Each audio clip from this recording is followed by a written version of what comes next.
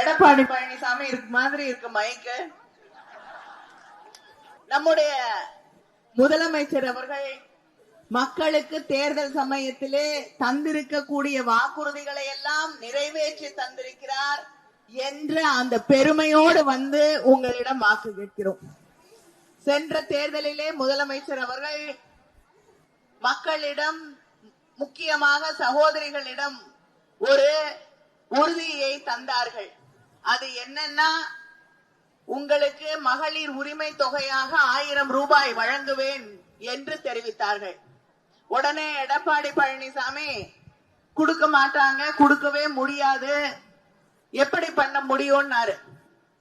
ஆட்சிக்கு வந்தவுடன் இன்று 1,31,00,000 சகோதரிகள் இன்னைக்கு தமிழ்நாட்டில் அந்த மகளிர் உரிமை தொகை 1000 ரூபாய் வாங்கி கொண்டிருக்கிறார்கள். அடுத்து வரப்போறது நம்ம ஆட்சிதான். ஆட்சி வந்தவுடன் இன்னும் 1 மாசத்துல நம்முடைய ஆட்சி வந்தவுடன் நம்முடைய முதலமைச்சர் அவர்கள் அதை 2000 ரூபாயாக உயர்த்தி தருவேன் என்று உறுதி அளித்திருக்கிறார்கள்.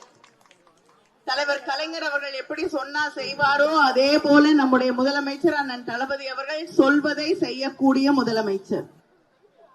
எத்தனையோ மக்களுக்கான திட்டங்களை செய்து தந்திருக்கக்கூடிய முதலமைச்சர் நம்முடைய முதலமைச்சர். வீடுதோறும் அரசு சேவைகள், மருத்துவம் தொடர்ந்திட ஸ்டாலின் தொடரட்டும், தமிழ்நாடு வெல்லட்டும்.